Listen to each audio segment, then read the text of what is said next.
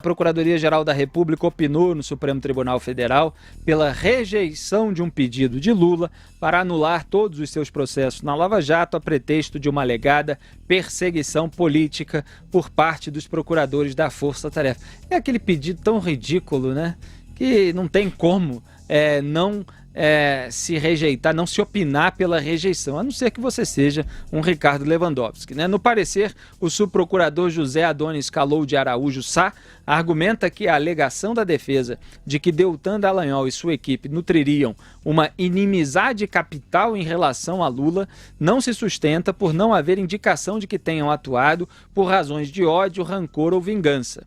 Esse quadro não se verifica se o agente público cinge-se a funcionar nos limites de suas atribuições constitucionais, diz o documento. A construção de uma tese acusatória feita, por vezes, de maneira incisiva, ainda que possa gerar desconforto no acusado, não pode pressupor a existência de inimizade capital com qualquer dos acusados ou configurar, perseguição política, completa o parecer.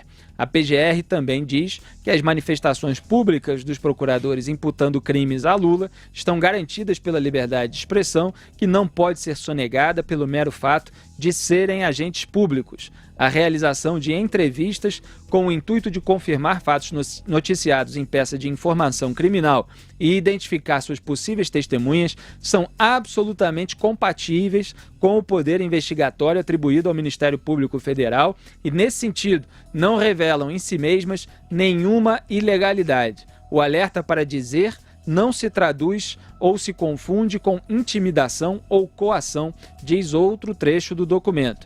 O habeas corpus tem como relator o ministro Edson Fachin, cabe a ele levar a ação para julgamento na segunda turma do Supremo. No parecer, a PGR também rechaça o uso das mensagens roubadas na Lava Jato. Afirma que, além de não poderem ser usadas como prova, não haveria modo de atestar a autenticidade e integridade das mensagens, como a gente mostrou aqui muitas vezes, elas também, como a gente apontou, né, que não havia sido feito isso, elas também nunca poderiam ser consideradas válidas num processo porque foram obtidas de maneira criminosa. É o que temos falado desde que a violação criminosa foi trazida a público. Portanto, está aí a manifestação da PGR, que é assinada, eu repito, pelo subprocurador José Adonis Calou de Araújo Sá. Não pelo procurador-geral Augusto Aras, mas enfim, é alguém ali que está representando a instituição. Zé Maria Trindade, o uso de mensagens roubadas como prova legal e a anulação de todos os processos de Lula por inimizade dos procuradores são duas questões muito fáceis, né? Quem quer que tenha um mínimo de integridade se posiciona contra esse tipo de coisa. Felipe, a defesa do ex-presidente Lula não tem limites e já está ridículo esse leque de ações e apelações que faz na justiça e acha que o Supremo Tribunal Federal é um anexo do ex-presidente Lula e da defesa dele. É muito pedido.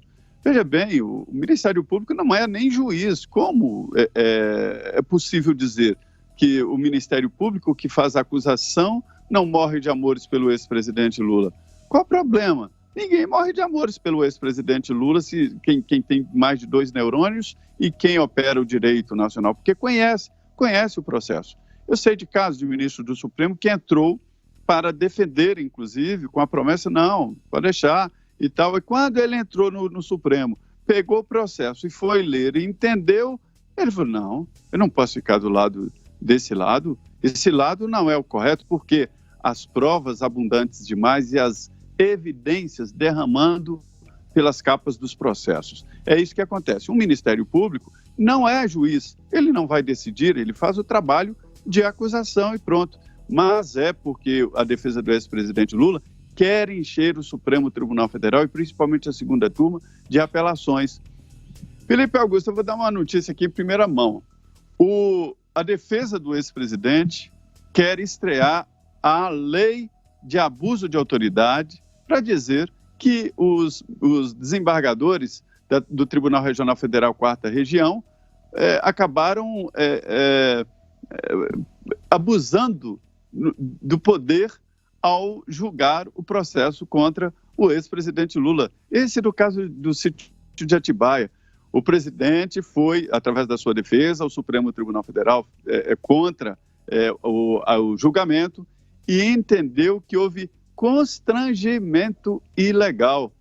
E mais do que isso, perseguição ao ex-presidente Lula, dizendo que ele, o ex-presidente Lula, tinha que ter primeiro julgado outras ações, inclusive a possibilidade de que o então juiz Sérgio Moro não poderia julgar o ex-presidente, porque tinha esse ódio aí que ele diz que algumas pessoas tinham. E constrangimento ilegal. É aquela história de que os desembargadores saberiam da inocência e insistiram. Veja bem como essa lei de abuso de autoridade pode ser usada, né? O ministro Edson Fachin já negou um pedido parecido, ele é o relator da Lava Jato, né? Mas aí o pedido agora é para a segunda turma. E veja bem, há tempos atrás eu disse aqui de um dos argumentos é a história da cronologia dos processos. A defesa do ex-presidente quer julgar no Supremo a tal cronologia, o que significa que os processos teriam uma fila e que os desembargadores passaram o processo do ex-presidente na frente dessa fila. E isso seria má-fé, seria constrangimento e perseguição. Veja que ponto chega. Esse Cristiano Zanin é uma figura patética, né? Eu tenho a sensação de que o implante de cabelo que ele fez resultou no sumiço dos neurônios que ele ainda tinha. Ele escreveu no Twitter, eu disse que eu só comentei, constatei num textinho lá no Twitter o seguinte: falei, toda vez que ele entra com um recurso, ele aumenta a pena do cliente. É uma figura menor, né, medíocre. Ele está vivendo seus 10 minutos de fama porque o sogro dele, né, que é o Roberto Teixeira, que fundou a imobiliária Lula. O Roberto Teixeira está metido também nesses processos, está envolvido como réu, né, em quase todos os que envolvem o Lula na Lava Jato, então ele não pode advogar. Deu ali para o genro, e o genro está aí falando as suas bobagens de sempre. Ele escreveu um tweet para dizer o seguinte, e ele põe, quando aparece lá, Supremo Tribunal Federal, ele se refere ao Supremo, ele põe STF oficial, ele quer que os ministros leiam o que ele diz. E ele diz exatamente isso, que estão usando contra o Lula, que é esse negócio do lawfare, né, que é a mistura de lei e o negócio de estado de guerra. Você guerreia... Eles acharam bonitinha essa palavra, ficam repetindo, né? O seu inimigo político, em vez de você usar armas, você transforma em armas as leis e persegue. Então, é o perseguido. Mas pera um pouco. Quem perseguia era o Sérgio Moro. Aí o Sérgio Moro é substituído, o Deltan Dallagnol também. É substituído o Sérgio Moro pela Gabriela Hart. Aí também a Gabriela Hart persegue. Aí vai para o TRF, da 4ª Região. E também os desembargadores perseguem. Quer dizer, não colou aquela do preso político, o Lula virou perseguido político. É uma piada, né?